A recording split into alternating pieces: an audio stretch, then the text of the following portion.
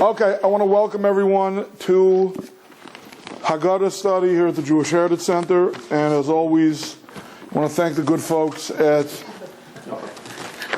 TorahAnytime.com for recording these classes and making them more widely available for those who cannot show up in person. I want to dedicate the merit of tonight's Torah study to the Refuah Shleima of Soyachel Beschana Masha, Chaim Ben Chasha, Yosef Shalom Ben Chaim Musha, that's Rav Al Yashiv, and Chaim Yisrael Ben Chana Tziril, that's Rav Belsky from Tervadas, Besok Shachol Yisrael, all those who are in need of a complete healing should merit it. I also, before I get carried away, at the end of the class, I want to wish all those present and all those who may actually listen to this before Passover, Aziz and Pesach, a sweet, kosher, and happy Pesach, and our obsession with keeping it kosher should not mitigate the joy and the sweetness of the time. And thank you very much. And next year, in Jerusalem. Okay, so I've chosen for tonight's topic, primarily because some of you have been coming to these pre-Pesach lectures for years, and I didn't want to tread on old material. I knew I never got this deep into the Haggadah, so I skipped ahead a little bit. And I chose to do what is arguably the most popular, at least it's the most popular in terms of kitsch. You know, it's like right up there with Danny Boy for the Irish or Havana Gila for Jewish weddings, right? Everybody knows the anthem of Pesach is Dayenu, right? There are a lot of good songs in the Haggadah, but this has got to be the most popular. Not only is it the most popular one, but you know there's certain standard tunes for the various songs in Haggadah. But still, if you ask around, you can hear different tunes. You know, my father had a very non-traditional V'hi Shamda, for example. You know, some people say Avodah Mayinu, some people sing Avodah Mayinu. Chad Gadya, I've heard at least 3 or 4 versions. But Dayenu, as far as I know, everybody sings the same tune. So at any rate, it's a very, very popular part of the Haggadah. And, our sages teach us, Hanach Lam Yisrael, Amen Nevi'im Hem, B'nai Nevi'im Hem, leave it to the Jews. If they're no longer prophets themselves, they have the prophet pedigree, they got the blood of prophets coursing through their veins. And when they do things, there's a certain intuition, there's a certain, just the fact that Jewish practice developed a certain way is already indicative that it's something important. So the fact that everyone sings Dayenu, I figured it's a part of the Haggadah that is worthwhile for us to study. Okay, first a trivia question. How many Dayenus are there? Yeah, enough is enough, right? Finally, when you Dayenu, we all know Dayenu means that it would have been enough. So how obsessive do we get? How many times do we sing Dayenu before we finally stop and say, okay, that's enough? 13. What? 99. No, that's another popular song. 99 bottles of beer on the wall. Beer is chametz on Pesach. 99 bottles of Saratoga Vici water on the wall. 99 bottles of Saratoga Vici water. Okay, not exactly. There are 14 Dayenus. That's it?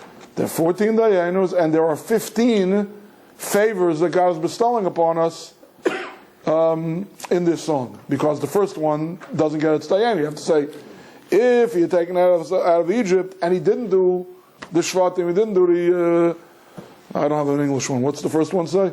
Shvatim, I would translate punishments. Executed judgments. Executed judgments. Okay, fine. Okay, so you can't say Dayenu until you've said the first favor. So there's one more favor than there is Dayenus. Okay, now the truth of the matter is, if you look on the top of the page, I should say on the top in the bold print, give me one of the handouts, because I'm working with one paper and you guys are working with a different paper. Okay. All right, you see it in the bold face, the Omnipresent has bestowed so many favors upon us. Okay, so the truth of the matter is that strictly speaking, okay, the name of this song really ought to be favors upon us rather than Dayenu. That's the preamble. But for some reason, the refrain developed as the name of the song. Okay. But really this song is about enumerating the various favors. Okay? So the number I want to work with is 15. Okay? And I'm going to share with you something that these insights are echoed by two great Jewish thinkers. The Vilna Gaon is the one I'm going to give you precisely what the Vilna Gaon says. Most of what the Vilna Gaon says is echoed by the Maharal of Prague. I don't think they were plagiarizing from each other's work. I think it's one of these cases where they're probably both writing based on earlier sources and or great minds think alike. At any rate, before I even start with that, the significance of the 15 disparate favors, I'll tell you in a second why it's not that precise a translation, but I'm not going to argue with Rabbi Artzville yet.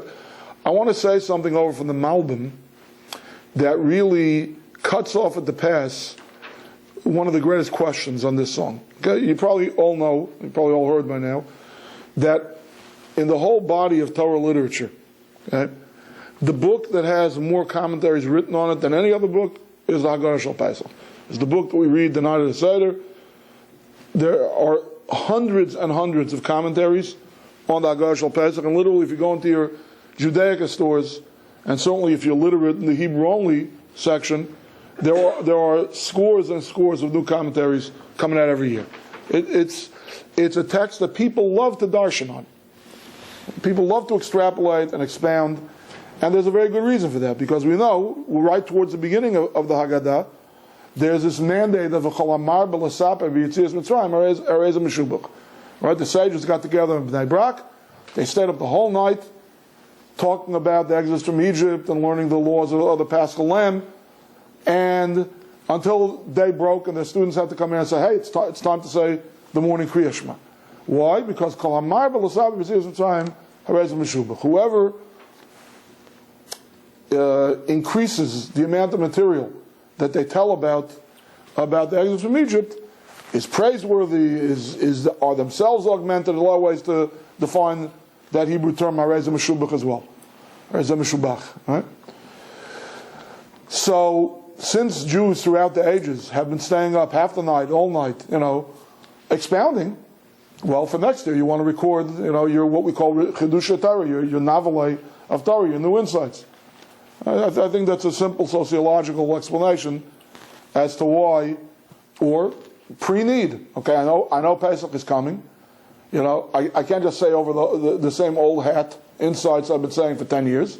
I'm going to write me a commentary, before Pesach comes around. I'm going to examine the text, and that way I'll have a lot to expound upon the night of the Seder. Okay? So suffice it to say that the truncated, the 10-minute Seder or something like that, that have become ultra popular in the last couple of years, the 30-minute Seder, whatever it is, let's get to the meal, right? Without even going into, what a violation of the letter of the law it might be, it's certainly flouting the spirit of the law. The spirit of the law is, Pesach is one night, not to be in a rush, Even though the whole idea of matzah was that they were in a rush to leave Egypt.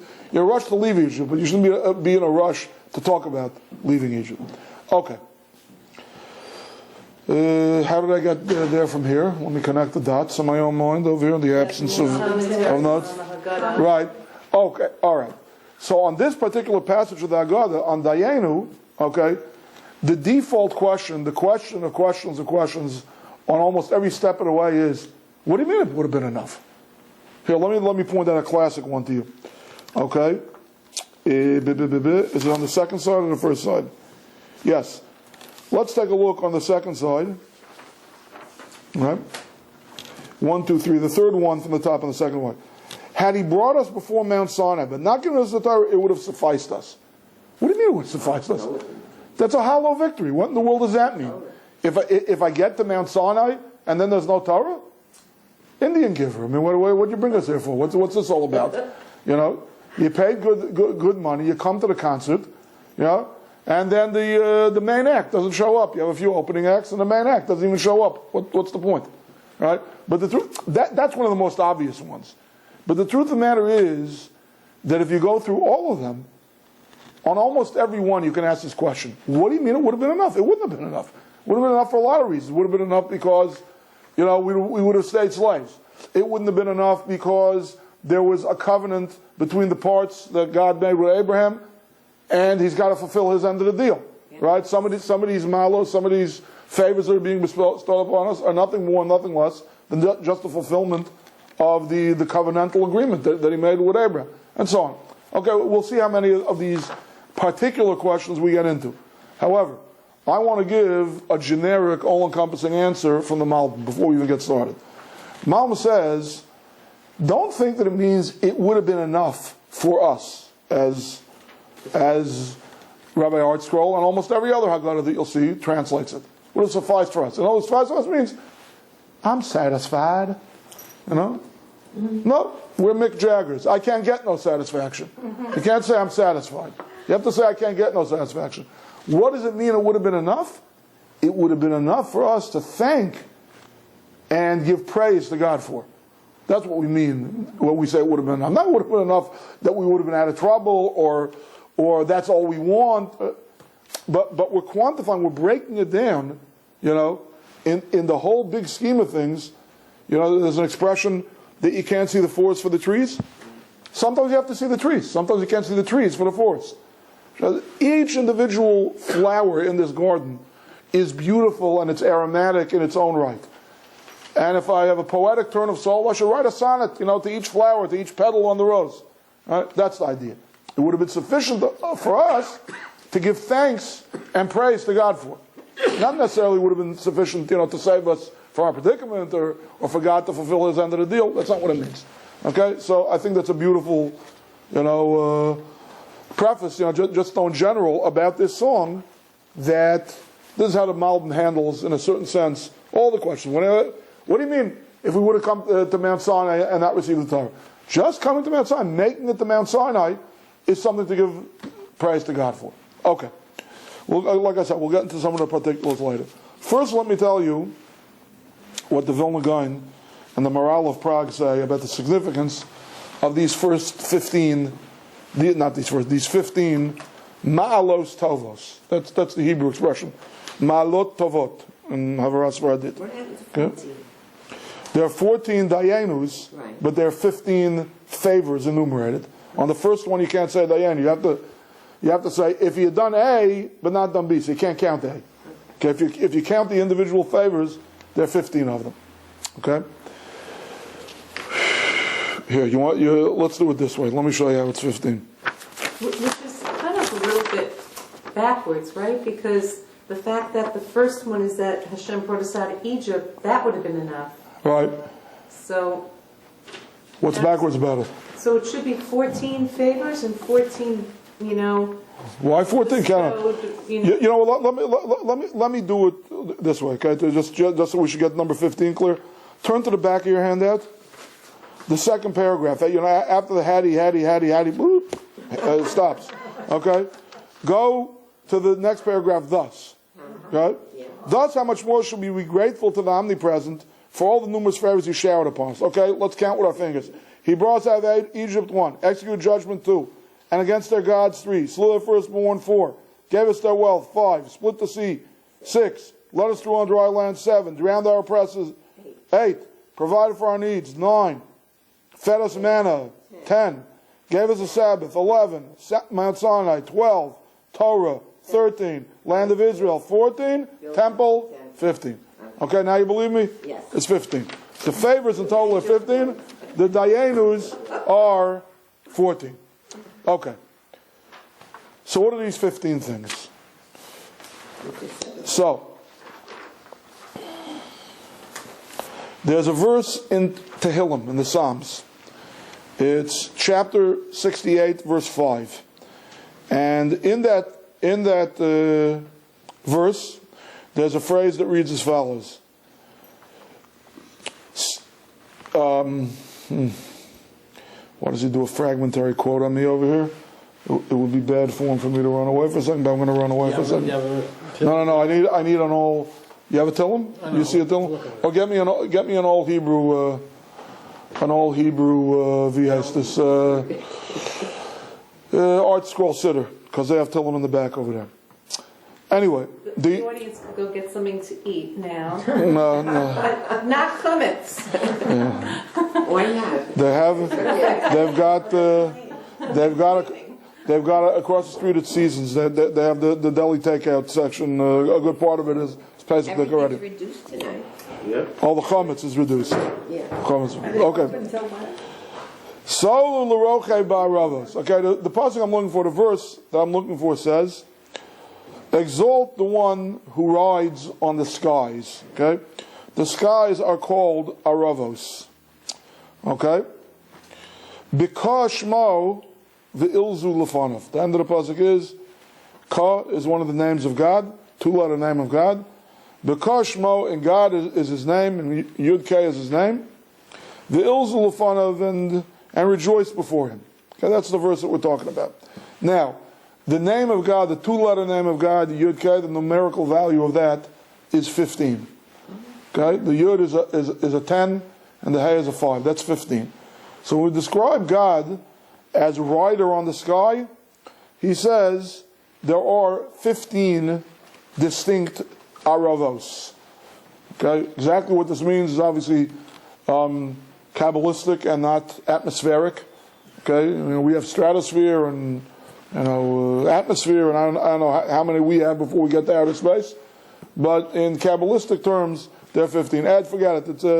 It's okay. The fragmentary quote is flushed out of here. Okay? No, it's fine. It's good. Okay? So, how do you get 15? He says there's 7 that are called rakia. That we knew that there's 7 rakiim, firmaments. The ground counts as 1, and between each rakia, there's another 7 layers of separating air, if you will. So everything together, the ground, the 7 firmaments, and the 7 layers in between. Okay? So altogether, it's 15, and that corresponds to the name of God. Now, also in the book of Tehillim, in the book of Psalms, there is a sequence of Psalms that all begin with the words Shir Hamalos, okay, a song of ascents. Now, a ma'alah, again, the preamble to this song, turn back to side 1. The Hebrew side, the bold print. The Hebrew side of the page reads, Kama malos tovos l'malkim aleinu. It didn't just say Kama tovos l'malkim aleinu. Usually in Hebrew, a favor or a kindness is either called a chesed, a tova. The plural would have been chasadim or tovos. Okay? Or both of them, Sigmaleni chasadim tovim. You give me good loving kindnesses. Right? So the preamble to the song could have been Kama chasadim tovim l'malkim aleinu. Kama tovos l'malkim. What's this malos tovos? What's a mala?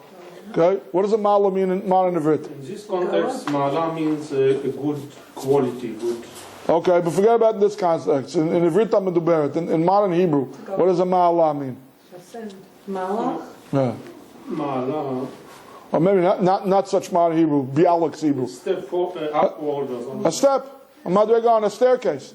Kama malot basulam, kama malot stairway. I don't know how you say stairway in Hebrew. Okay?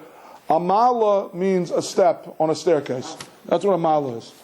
When King David composed the Song of Ascents, he composed 15 of them. Why? There was a long stage-like stairway. It wasn't like a little stairwell. It was long, broad. Think of the steps, of the Grand Army Plaza, Brooklyn Public Library, something like that. Those kind of steps. Wide. Or the steps in bleachers at a football game. Okay? In the temple, between the men's courtyard and the women's courtyard, there was this broad stairway with 15 steps on it. So King David composed these songs of ascents to correspond to the 15 steps that led from these 2 sections of the temple, from one section to the other. And when the Levi Tabernacle Choir, all the Christian denominations ripped off a lot of things from us. The Mormons have this tabernacle choir that we started at. Okay, the main job of the Levites in the temple was divided into one of 2 things: either you were a singer or you were the security force. You were the palace guard. And you made sure that people stayed where they were supposed to. Undesirables kept out. People who were in a state of ritual impurity. The gatekeepers. They were called the shayarim, the ones who kept the gate, and the mishorim, the singers. The singers were also musicians. They had a band playing in the temple. Okay? An orchestra playing in the temple. So at any rate, when the Levian, when the sweet singers of Israel, the Levites, would sing, and they'd be singing psalms, they'd be standing on, that was their stage, if you will. These 15 steps that went from the men's shul to the women's shul, for want of a better terminology. Okay. So, I'm sorry, I don't know if this is where they were all year, but by Simchas Beis Shoeva, by one of the most joyous occasions of the year, that was on the festival of Sukkot, that's where they stood. Okay. So, this is what the Vilna Gaon says. The 15 correspond to the 15 heavens. The name of God, the 2-letter name of God, which corresponds to 15. The 15 songs of ascent that you find in the book of Psalms. And here's where it gets really interesting. 15 generations intervened between Abraham and Solomon. There were 15 generations of Jews between Abraham and Solomon. He says, what is the significance of Solomon? Well, turn it over again. Which is the last thing that we said it would have been enough for us, when it's really enough? When do we stop? Had he brought us to the land of Israel, but not? Okay, but he did build the temple. In fact, he did build the temple. Who built the temple? Under whose reign was the temple built? Was it Herod? Who? Herod? That was the second temple. Talking about the first. Solomon. Right? Solomon built the temple. So that's it. By Solomon, it really stops. By Solomon, it's really Dayenu. It's really enough. 15? Okay. Now, if you're keeping a lunar calendar, right? What is the significance of the 15th day of a lunar month? Full moon. Okay. When is the holiday of Passover? On the 15th day of the month of Nisan. Okay. So in other words, the fullness, the ultimate fullness of the Jewish people, so to speak, when it really gets to be enough, is by Solomon. Okay. Parenthetically, if you study Jewish history, it's pretty much all downhill after Solomon. If you read the Book of Kings, yeah. So the first king of Israel, Saul, was a tragic figure, a man with unlimited potential, but with a Shakespearean kind of tragic flaw. Then he had two great kings, King David and King Solomon. And already in the reign of King Solomon's son Rehoboam, there was already a civil war. The Jews split into two kingdoms, a northern kingdom, a southern kingdom. Ultimately led to the tragedy of the 10 lost tribes, that northern kingdom.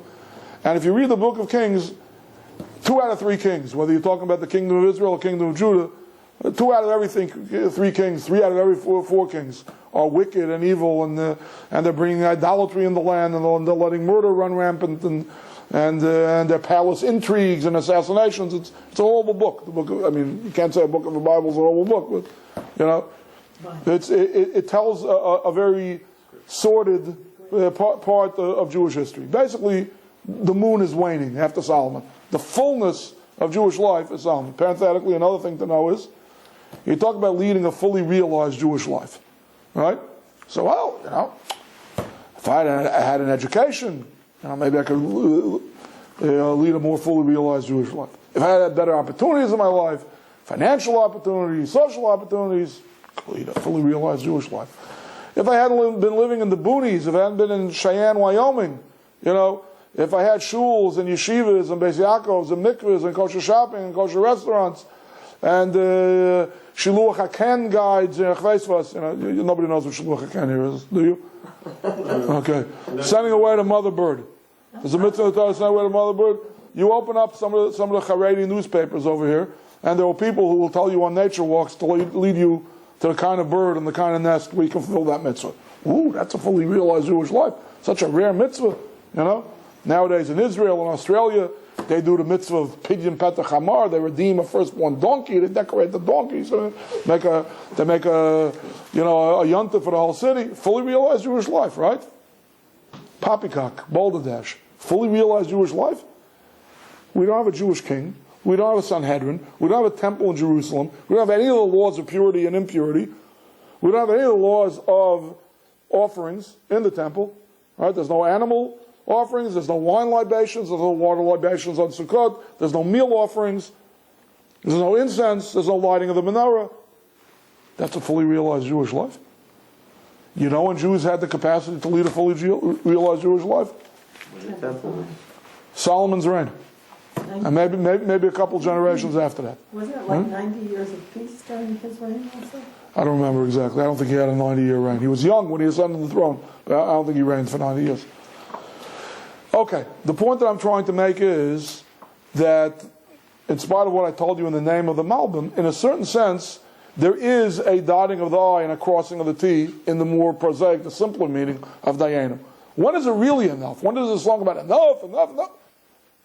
Put your money in your mouth is. When do you stop? You stop when we're living life at its fullest. I'm saying as a nation. Jewish life at its fullest is in the reign of Solomon when the temple finally gets built. The 15th step on this staircase, on the stairway to heaven, the 15th, which is the fullness of God's name, the fullness of the moon, which is also reflective of the Jewish people who are always waxing and waning. Right? That's when we can finally say, truly, enough. Enough is enough. Okay. So that's from the Vilna Gaon. Now let's talk about a few of the individual ones. I'll share with you some insights from various commentaries. Okay.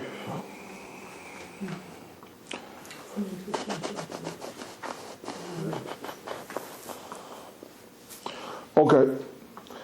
Here's a hard one. Here's one that presents some difficulties over here.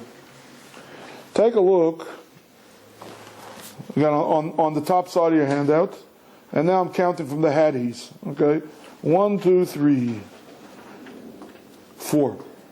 The fourth Hadi. The first one? 1, 2, 3, 4. Had he slain the firstborn? Correct. Okay, all right, then go ahead. Read it. Read it out loud. Had he slain their firstborn, but not given us their wealth, it would have sufficed us. Okay. Now, again, let's take a look. She put out the Chumashim for us, so let's put out the Chumash. Let's pull out the Chumashim, and I'll show you in the Chumash what's being referred to over here. First of all, let's see the promise of wealth, all right?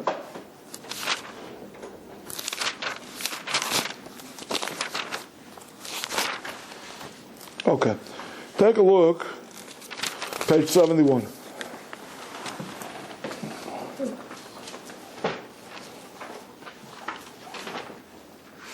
Okay.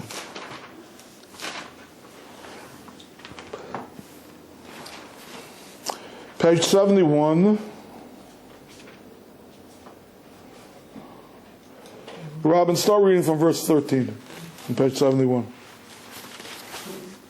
God said to Abram, Right, he hadn't had his name change operation yet. know for sure that your descendants will be farmers in a land that is not theirs for 400 years. They will be enslaved and oppressed, but I will finally bring judgment against the nation who enslaves them, and they will then leave with great wealth. Okay, that's enough. You don't have to read more. So there's a covenant, there's a contract that God made with Abraham. You do your part, so to speak. You and your children will have to be wanderers and slaves for 400 years. But ultimately I will bring judgments against their oppressors, and they will leave with great wealth. Okay? Now, parenthetically, even though there's only one of the 15 steps, ascents, acts of kindness, right? A lot of the commentaries learned that the whole segue, the main reason the Dayenu is even coming in here, is because of this verse that we just read. Because I just made you a photocopy of one page, but the segue here in the Haggadah itself, and remember, it's all about Seder. It's all about keeping things in order and in proper sequence. Right before this, the paragraph says that it comes out that in Egypt, they really endured, the Egyptians, 50 plagues, and at the Sea of Reeds, they endured 250 plagues. Whatever. I mean, we're not darshaning about that part of the Haggadah tonight. That's a class unto itself. You know how you crunch the numbers that way. As far as I can read, there are 10 plagues, right? No plagues at the sea. But the Baal Haggadah says 50 plagues in Egypt, 250 plagues at the sea. Okay, so that's a fulfillment of the contract. I'm going to bring judgments upon them. What's the next thing that we say? The Jews are going to leave with great wealth. So really, in a certain sense, this stitch, this line in the Song of Dayenu is the central line. It's really interpretive. That explains the order of the Baal Haggadah, the author of the Haggadah. He's moving from the part of the Haggadah where he explains how God fulfilled the line of the covenant of, I will finally bring judgment against the nation who enslaves them. So the next part of the Haggadah is to talk about they will leave with great wealth. Yeah? So in other words, great wealth is not just limited to gold and silver. Great wealth is also inclusive of, and again, because they're not just favors, they're ascents. They're things that, that bring us up. One step after another step after another step. We're gaining altitude, so to speak, throughout this song. So that's all part of the wealth. But now, that said, we have to explain on a literal, on a prosaic way, what it means over here when it says that they came out with great wealth. Okay, so.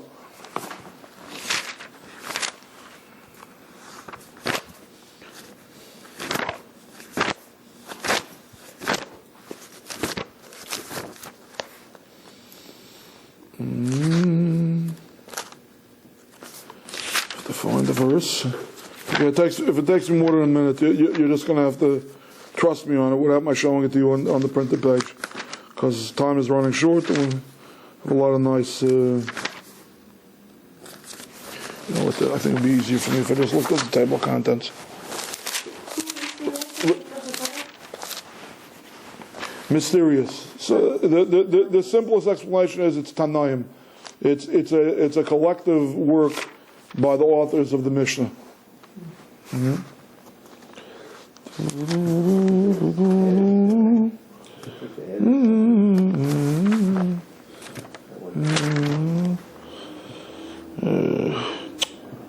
Where's the Shalish and Mishchantim? Was it like divine prophecy, like the 12 what? It's not prophecy, but it's what we call Ruach HaKodesh. Ruach HaKodesh is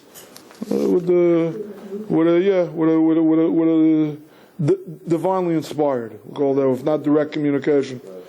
Okay.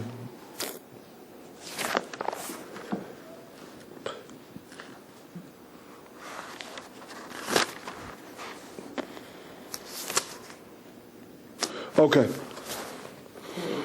Take a look on page 315.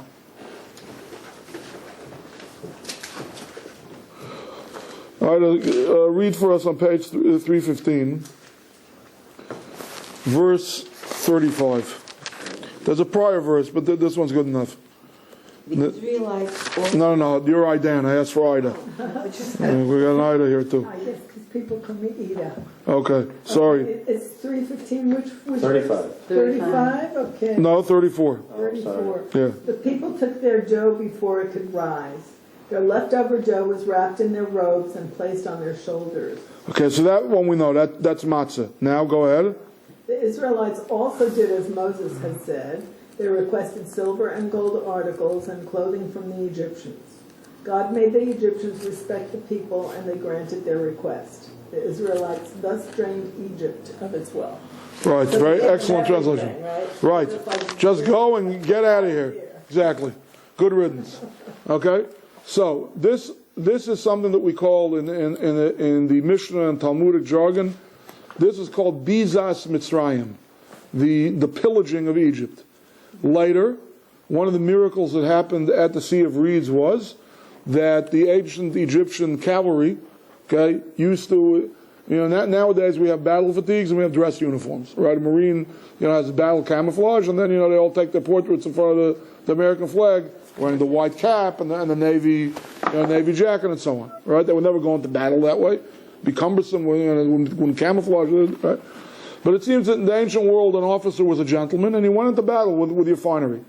And they had all kinds of silver and gold-plated accoutrements, breastplates and stuff like that they went into battle with, shields, right?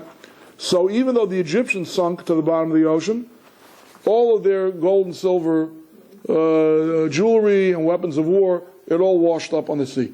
Okay, yeah, right. So that's called the pillaging of the sea. Bizas Mitzrayim and Bizas Hayam. Okay. Bottom line is everybody got very, very wealthy. Okay. So these are the two times that God fulfilled his part in the covenant, and afterwards they will go out with great wealth. Okay. With that in mind, is this table about to collapse? What's going on here? Okay. So, here's the thing. This is one of the big questions. I told you, how can you say it would be enough? If you don't go with a Malvin shot, then it means enough to thank for, but literally sufficient. Okay. So here's the question. Take a look at, right, we said already the fourth one. Had he slain their firstborn, but not given us their wealth, it would have sufficed us. What do you mean it would have sufficed us? God's welching on his promise if that happens. That's not negotiable. That's not one of the fungible or extracurricular, if you will, parts of the exodus from Egypt. That's a must. That's an imperative. The Jews have to leave with great wealth. Right? They did their slavery. They did their wandering. Right? There's got to be judgment against the Egyptians, and there has to be leaving with great wealth. How can you say it would have been sufficient had they not been leaving with great wealth? So, the Rashbam wants to answer that God could have fulfilled his promise with one level of pillaging. Had they left Egypt, and like we just read the passage in the Living Torah, the people respected them. The real lashon is like they became very attractive. Okay, take my gold, take my silver, take my silk, take my finery, just get out of here. Right? That would have been enough. They were plenty wealthy when that happened. The pillaging of the sea, that was an added extra bonus. Okay? The problem with this explanation of the Rashbam is that the sequence isn't right. Then it should have talked about not giving us their wealth after speaking about the malos, the ascents, the favors of the sea. Okay, those are coming up two from now. Not split the sea for us, let us on dry land, drown their oppressors. Then he should have said, had he drowned our oppressors and not given us their wealth, it would have been enough for us. Then the Rashbam's pshat makes sense. So the Chukas HaPesach offers a different pshat. And this is why I loved, as always, I love the Living Torah's translation. Right? Drained Egypt of its wealth. There are two metaphors in the Talmudic literature for what Egypt was like after the Jews left it. One is like a silo with not one granule of grain left in it, okay? Or like a deep ocean with no fish. Okay? Bottom line is, what's a silo without grain? Worthless. What's an ocean, at least for the fishermen? I can't say for the recreational sailors, but what's an ocean with no fish in it? Again, worthless. Utterly devalued. In other words, cleaned out. Wiped out. Totally wiped out. Right?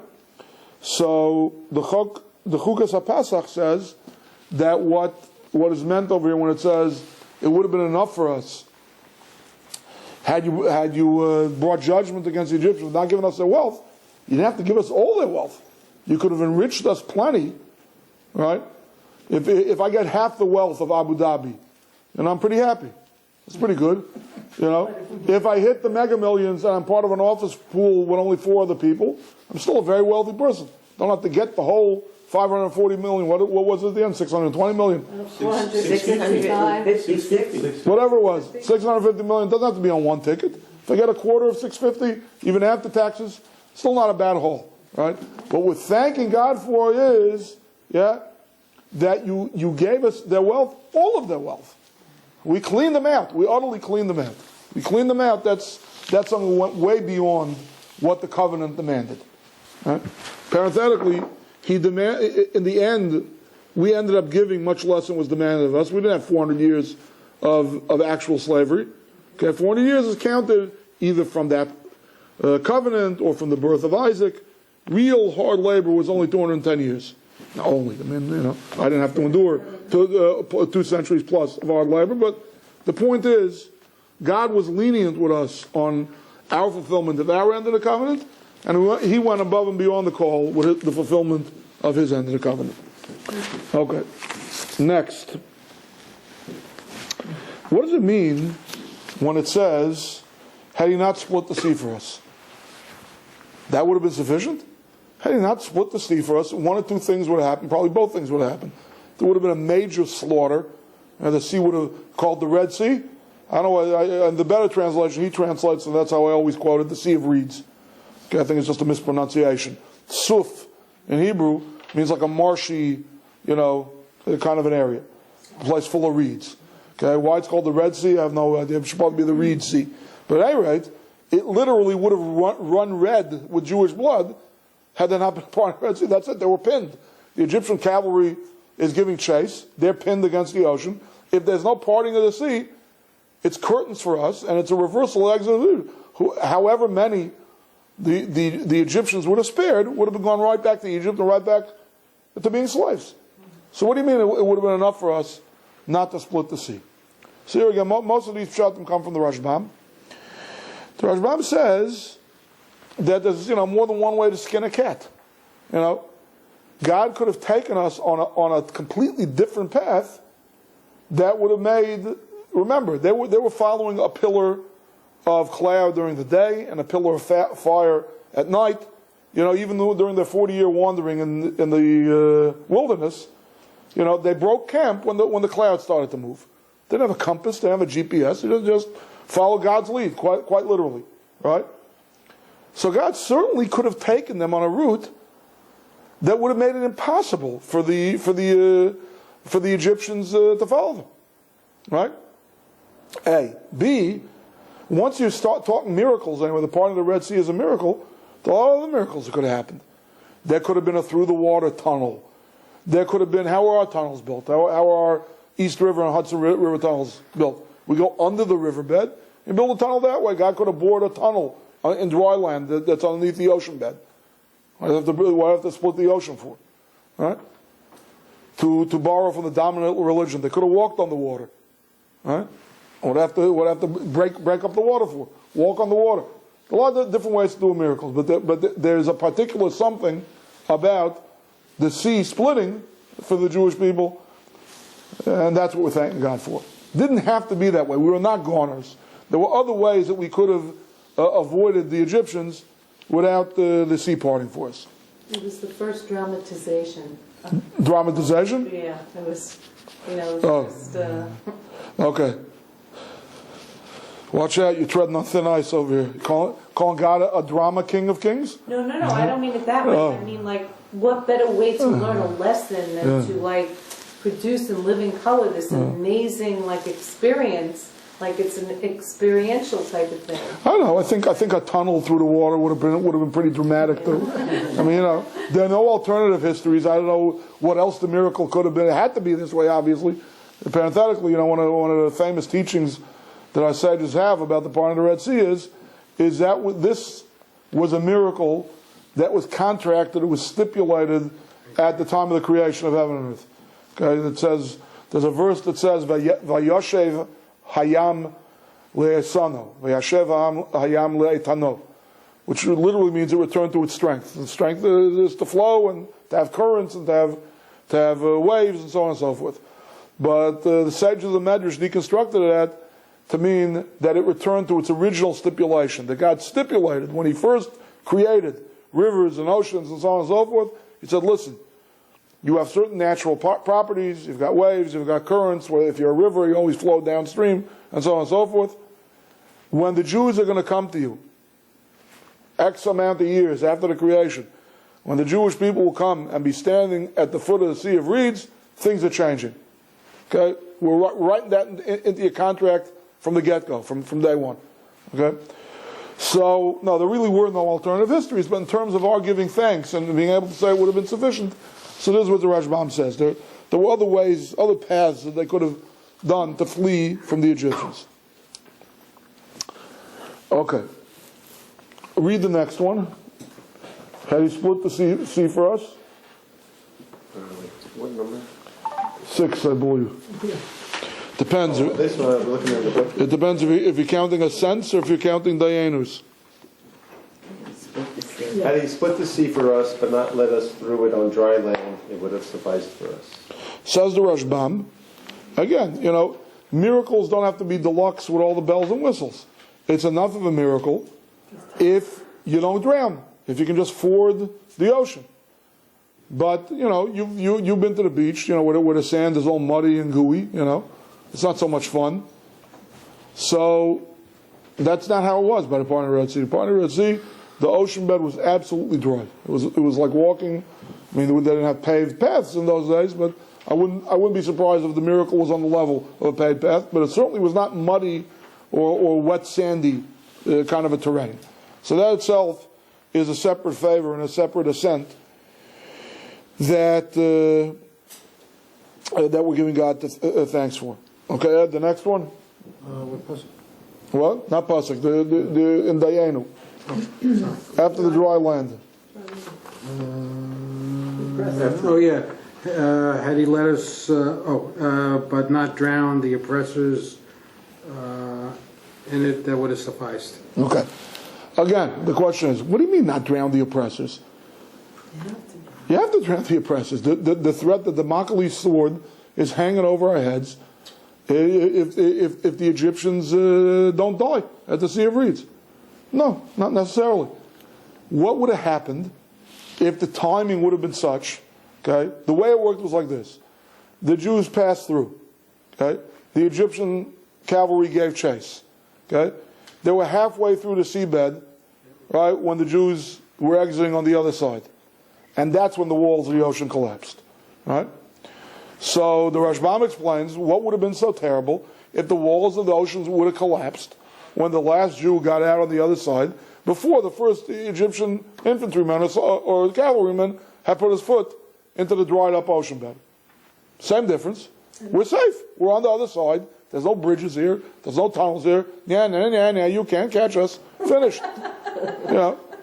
Why wouldn't that have been enough? It would have been enough. Okay? But again, the thing is like this. We're living in the age of Islamic terrorism is the number one threat. But most of us in this room are old enough to remember when the Soviet Union was the number one threat. And some of us are even old enough to remember when people were building, fallout shelters, right? The lead line, the survivalists, you lined your fallout shelter with canned goods and water and so on and so forth, right? My science teacher had one. Right. He invited us on a field trip. Oh, really? You were actually inside of a lead-lined bomb shelter. Okay, fine. So now I'm asking you a question. Okay, if in that era, from the late 50s to the early 70s, okay, if you had a political candidate who was running on a platform, not a chicken in every pot, but a bomb shelter in every backyard. That's one platform. And the other guy says, I'm going for nuclear disarmament. And none of this mamby-pamby salt. I'm taking a preemptive strike. I'm destroying the Soviet arsenal. Who do you vote for? What? We had somebody like that. Definitely not Obama. No. Okay. What was his name? You go for the preemptive strike. You go for the preemptive strike, right? You don't want, give me protection from my destruction. You want the capacity to destroy me, to be destroyed, right? So yeah, the Jews could have said, yeah, you didn't catch us, and it would have felt good for 5 days, and then they would start thinking, They're still there. They're still there, and they're probably a little bit better at handling the mountainous and desert terrain than we are, and who knows if they're not going to put a pincer movement on us someplace else and wedge us in between the ocean and the cavalry, coming on the other side, right? So to see the threat utterly destroyed, talk about unilateral disarmament over here, that's the tremendous shevach, the tremendous praise and thank you that we're giving God for not just getting us across the ocean, but for drowning the Egyptian taskmasters, the Egyptian oppressors. Yes. But that was just one chapter in our history. I mean, Pharaoh has risen time and time and time again, right? So they weren't utterly destroyed. Yes and no. There is, again, it's a topic for another class. You're asking a very profound question. But the Talmud asks the question, why we say the prayer of Hallel, of praise giving, on Passover, but not on Purim. On Purim you don't say Hallel. And the answer that the Talmud gives, which is essentially echoing what you're saying, is, Akati avdei Achashverosh anan. We're still slaves of Achashverosh. What do you mean we're still slaves of Achashverosh? We carried the day. We destroyed Haman and his 10 sons, and thousands of Gentiles converted. The simplest meaning is that the name may not be Achashverosh anymore, the empire may not be Persia anymore, but we still have that kind of relationship. However, what happened with us in Egypt, I just say, something about us. Well, if that's the case, why don't you say the same thing about the Exodus from Egypt? Says no, Egypt was different.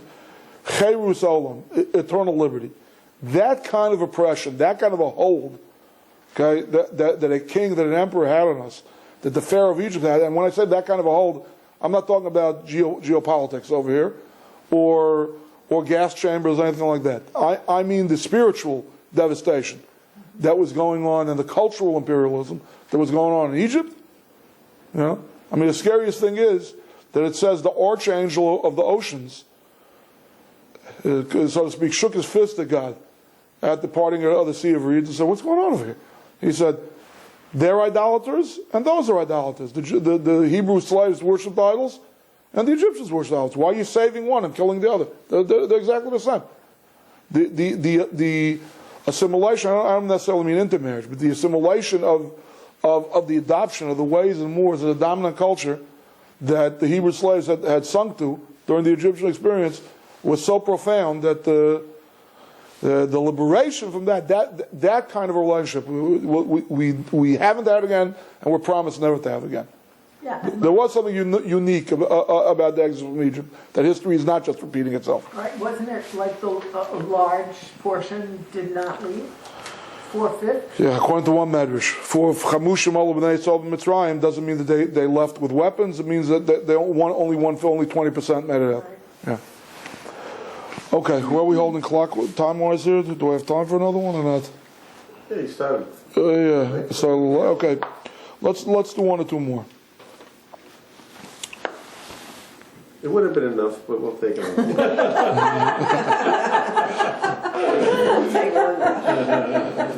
That's funny. One more. Okay, this is a good one from the Kolbo about alternative miracles. Okay, take a look, 3 lines on the bottom. Had he provided for our needs in the desert for 40 years, but not fed us the manna, it would have sufficed us. What do you mean? Had he not fed us the manna, we would have starved. Again, what do you mean it would have been sufficient?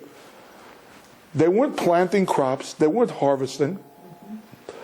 How were they supposed to sustain themselves without the manna?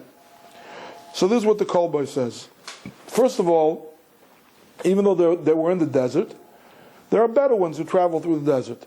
And they were so loaded, financially, so to speak, from the pillage of Egypt and from the pillage of the sea, that they could have bought provisions from Bedouin traders, and that could have sustained them for 40 years. That's one approach. Now, yeah, exactly. So that has a weakness. Look, if you're a small caravan, I understand it. Talking about 2.5 million people, not so simple. So here he says there's alternative miracles. It says that until the manna arrived, they were surviving on those cakes, those matzah cakes that they didn't have time to rise, that they took along with them when they left Egypt. What do you mean?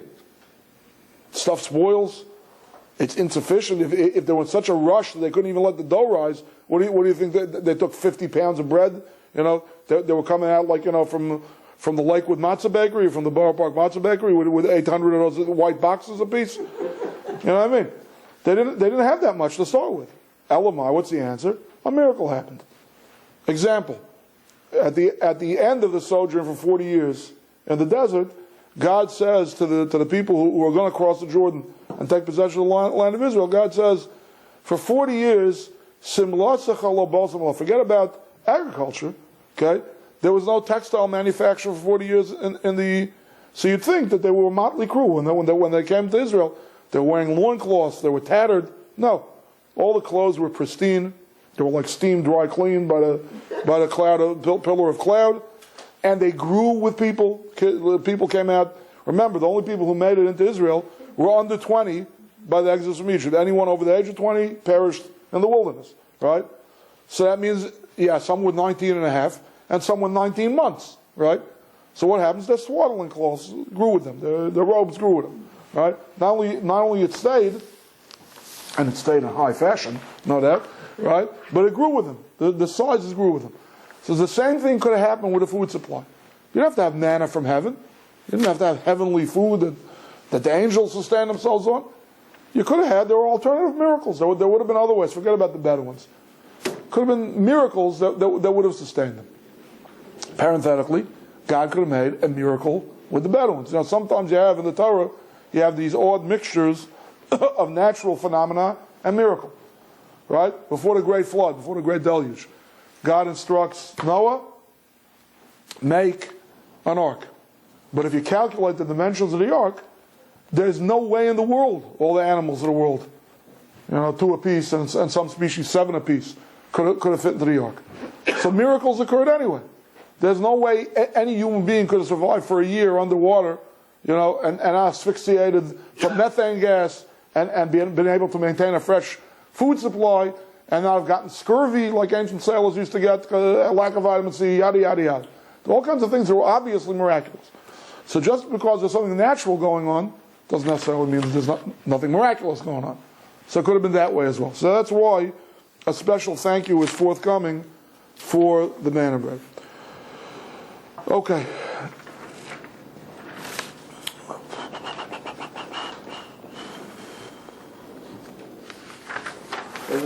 Our time is running out, so now I want to share with you a Rabbi Schwartz, a Chassidic Schwartz, insight about the manna and about coming to Mount Sinai and not receiving the Torah. Okay. 2 things about the manna. What was so great about the manna? Number 1 is the manna had a propensity, a property to change people. Why do I say this? Because our sages asked a question about the etymology of the word. Man. What does man mean? So the pasuk says that people would ask each other, they'd never seen anything like this. It looked like coriander, it glistened, it tasted like honeycombs. It was a strange foodstuff that they would not experience. And everyone asked one another, manhu, what is it? Okay? That's how it got the name man. Thing is, though, that according to Digduk, according to Hebrew grammar, it should have been mahu, with a hay at the end, not with a nun. But in Aramaic, the question man is a question of identity. Not what is it, but who is he. So, the Amshanav Rebbe said that he said from his Rabbi, Rabbi Dovid, he said that one of the miraculous properties of the man was that it affected, you are what you eat. If the food is unrecognizable, if the food is something totally new, totally without precedent, okay? When people ate man, they became new people. After every meal of man, people look at it, who are you? I never saw you before. Right? You're a new person. You're a bigger person. You're a greater person. You're a changed person. Right? And this Rabbi David Lelever said, he said there's a young man draying around over here by this conclave of Hasidim. He's draying around a little bit outside, in the woods, right near this place. There were woods. And I'm telling you, he's like a person who ate man. And the Amshanav Rebbe went out, and who was the eventual great other Hasidic master, the other great Hasidic master, the Rabbi Ben Pshiska. Okay, that's a nice Hasidic story. Here's a tremendous insight from one of the great Hasidic masters. It says about the man, that God said to Moses to tell the people about regarding the man. Here, let me see if I can find the verse inside. This is in parts of Shalach.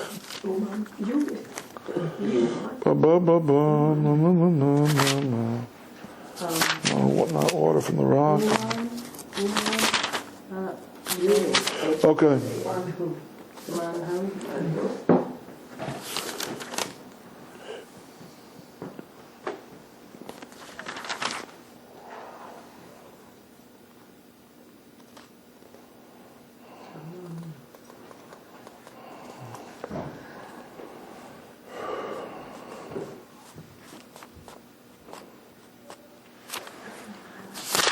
Okay.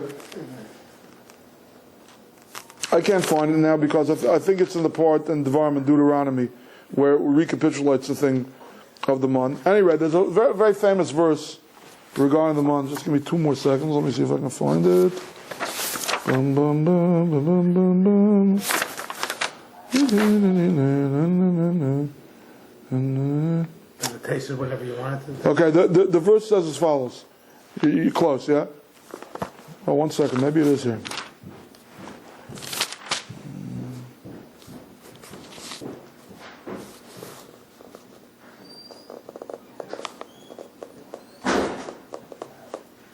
So people became changed spiritually?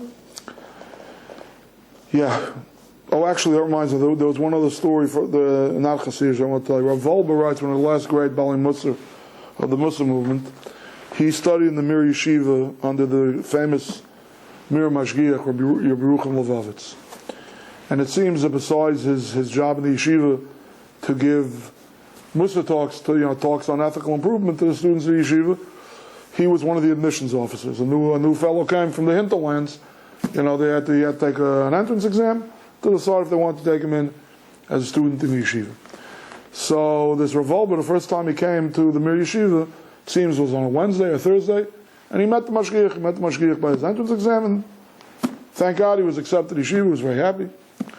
Anyway, comes Shabbos, and traditional yeshivas, after services on Shabbos, the student body snakes around in a line and says good Shabbos to the Rosh Yeshiva, the deans, and in this case the rector, the Mashgiach, the man in charge of their ethical development. At any rate, different yeshivas have different seating arrangements. Sometimes the Mashgiach sat in the eastern wall, sometimes he sat in the middle of the crowd, sometimes he sat in the back row. Anyway, he was a new student, he was a newbie, freshman if you will, and he was confused, Rav, he didn't know where to go. He wanted to say good Shabbos to the Mashgiach. So I said, where's the Mashgiach? So what's the matter? You don't see he's right over there. He says, no, that's not the Mashgiach. He says, yeah, it's the Mashgiach. He says, I met the Mashgiach 2 days ago. That's not the Mashgiach. He said, I don't know what you're talking about. Are you feeling well? Maybe you were dizzy after a long trip. Maybe you were disoriented. You saw him. I'm telling you, that's the Mashgiach. Rav Volba said that Rabbi Yerucham, and he wasn't a Chassidish Rabbi, he wasn't a guy who changed the satin and wore a fur hat on Shabbos. Basically, he wore the same uniform that he wore during the week. Maybe it was a different suit of clothes, but the same cut, same fabric, and so on and so forth. He said Rabbi Yerucham Levovitz was transformed by Shabbos. He looked like a different person on Shabbos than the rest of the week. I totally did not recognize the man. Came Sunday, I saw him again in Yeshiva. Oh, this is the guy who gave me my entrance exam. I can recognize him. He was totally transformed by Shabbos. Yeah. Okay. I don't know what's happening to me. I can't find the pasuk. I don't know if it's in Shmos or Devarim, but the pasuk goes like this. I'll read it to you, and I'll translate it to you. Hineni mamta lochem lechem min hashamayim. It's making me crazy over here. It's got to be right here.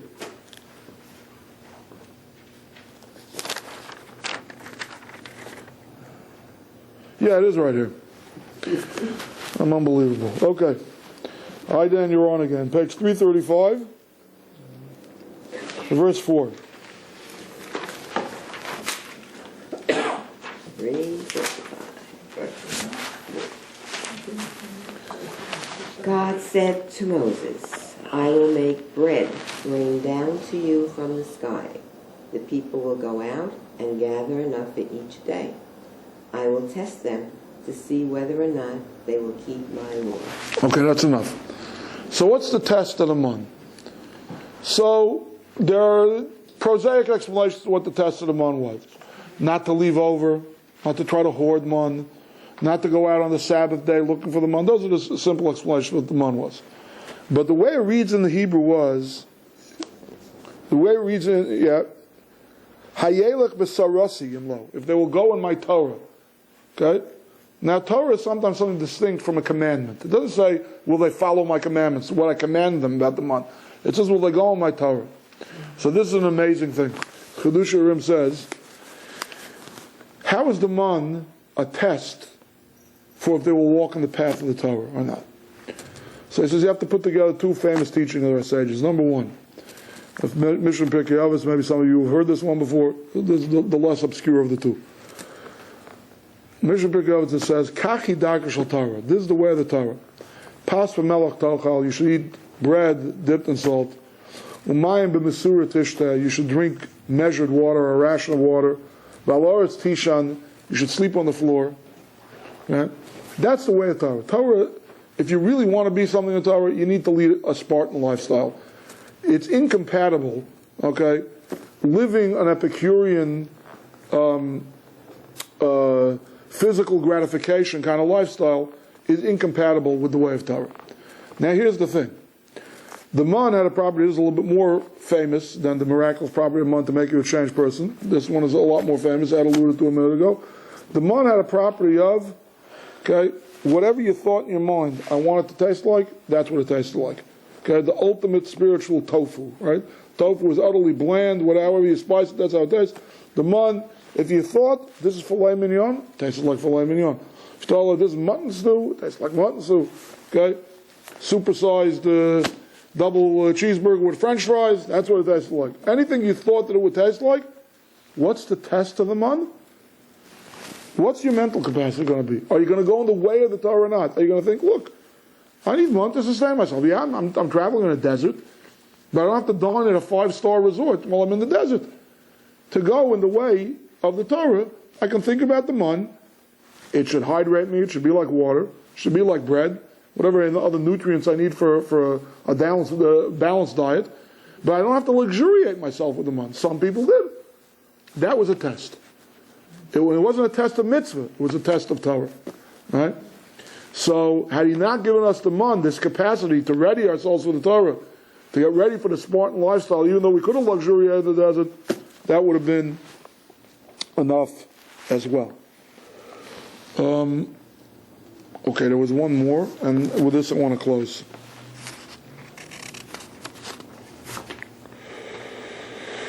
I want to say something about the Sabbath. Okay, there's something very beautiful about the Sabbath.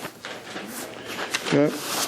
Sabbath is a gift. Sabbath is one of the ascents. If God gave us the month, the top of the back of the handout, had He given us the month and not given us the Sabbath, it would have sufficed for us. So, here's a story from the Alexander Rabbi. He says there's a passage in the Talmud, Shabbos 10b. God said to Moshe, I have this great gift in my treasure trove, and it's called Shabbos. And I want to give it to the children of Israel. Let them know I want to give it to them. Which, parenthetically, we learn a law of Derech Eretz. We like surprise gifts too, but there is an aspect of gifts where you have to let the person know that you're giving them a gift. And you'll, at least in this aspect, you'll hear why in a second. But the question that the Akedas Yitzchak, that was the wartime Alexander Rabbi, was the Alexander Rebbe was killed by the Nazis. He said, what's this whole metaphor? I have this treasure trove, it's in my secret treasure chest, but now I want to give it to the Jews. Let them know. Secret. Shabbos is a big secret? What is it? What does it mean? Inform them? They'll get the mitzvah of Shabbos. They'll know what Shabbos is. Yeah, it's a gift. It's wonderful. You're 12 for it. So he answered his own question with a mashal. He said there was once a time when, you have to understand that with tzaddikim, you want to talk about philanthropy, bali tzedakah, tzaddikim, saintly, righteous people who never went to sleep at night if there was a penny in the house. If they earned anything that day, they had to distribute it, totally to the poor. Sounds like fiscally irresponsible. Okay, don't try this at home, kids. But it's something that saintly people have done in the past. Okay. So there's a story, he told the story like this. He said, one time, an Arman, a mendicant, came to me begging for alms, and I had nothing. I had absolutely nothing in the house. So I raided the Rebbitzins' jewelry box. I took out a pair of earrings, I took out a necklace, and I gave it to the guy. I said, sell these, and you'll be able to sustain yourself, be able to make Shabbos, whatever, you'll be able to marry off your daughter, whatever the cause was that he was collecting for. The Rebbitzin finds out, and she chases the guy. And she catches the guy in the street, and she says, you listen to me. That's not paste. That's not costume jewelry. Make sure it fetches a good price. Okay, wow. Not just the Rebbe, the Rebbitzin, the tzidkas of the Rebbitzin, right? So yeah. So he said, that's what God is saying to Moshe Rabbeinu.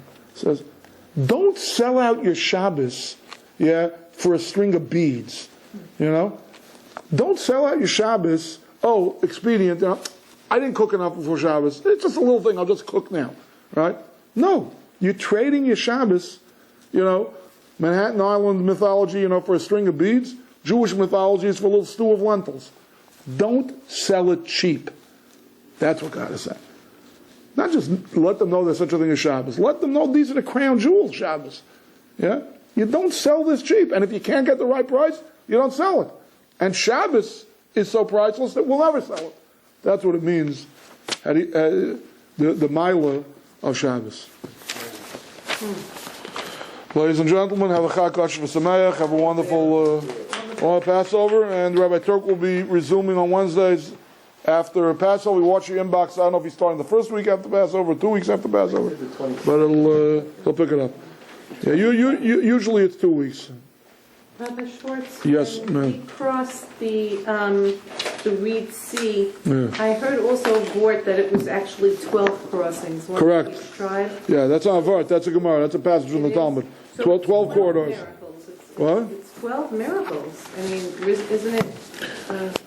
I'm not a CPA. I'm not that good at miracle counting. I don't know what to tell you. I'm not a calculator. What I'm trying to do is crunch the numbers of 50 plagues and 250 plagues. I'm still working on that one. Money for the matzah? Yeah. Just write JHC special fund. And why were only people under the age of 20 permitted to leave Egypt and cross? No.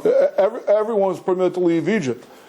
The whole sticking point, they could have gotten out after the plague of locusts, but Pharaoh wanted to hold back on the youth. And Moshe Rabbeinu said, no, but we're going with the youth and we're going with the aged. We're going with everybody. It wasn't who was allowed to leave Egypt, it was who was allowed to leave the desert.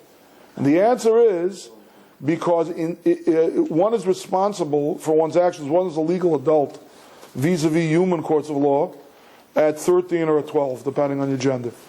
But in Dinei Shamayim, in God's justice, you consider a consenting adult after the age of 20, 20th birthday. So anyone who was over 20 at the sin of the golden calf, that's what was decreed. At the sin of the spies, on those people was decreed, you're going to have to die in the desert. You didn't want the land of Israel, you're going to have to die in the desert. So even though the 19-year-olds may have been believing the spies also, they weren't considered consenting adults to be responsible for their actions. They were still minors, as far as that was concerned. Over 20 died in the desert. Correct. Right. So over 20. So we don't know if. How do we do the math on it? Do we know if they spent those 40 years? No, they didn't spend those 40 years in the desert. Of course not.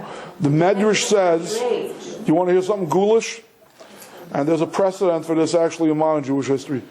Baron Edmund D. Rothschild, the founder of the Rothschild financial dynasty, was a Torah-observant Jew. And he was very concerned about how the wealth could spoil him and go to his head. So he had in the basement of his mansion, he had a grave and a casket. And I don't know if it was every night or once a month or once a week, he would spend the night in the casket. And that kept him humble. Okay, so the Medrash says that on Tisha B'Av every year, everybody would dig graves for themselves in the desert, lie down in the graves. Some got up the next morning, some didn't. Some had another year of life, some didn't. But it was always on the anniversary of the sin of the spies. That's how that generation died. My assumption is that most of them died at 60. Like this, the youngest of them died at 60.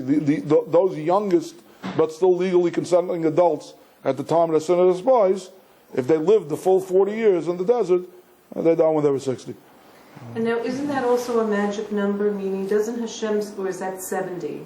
That if you live to a certain age... Yeah, well, 60 has a significance too, that according to one interpretation in the Tosfos, if you live to be 60, then you haven't suffered the divine punishment called kares, called being cut off. One of the interpretations of what kares means is to die before the age of 60. So you're not cut off. I know to this day, I know some people that they don't make a big deal about any birthdays other than their bar mitzvah, but if they make it to 60, they make a kiddush in shul. Wow. Yeah. Really? Yeah. Because that's like, it means I'm out of chorus. like a really terrible sin. Right. Okay. 70 was King David said that was. Correct. And is it 80 or 90 that the Talmud says it's a ripe old age or something? Yeah, it's the mission picture. Thank you very much.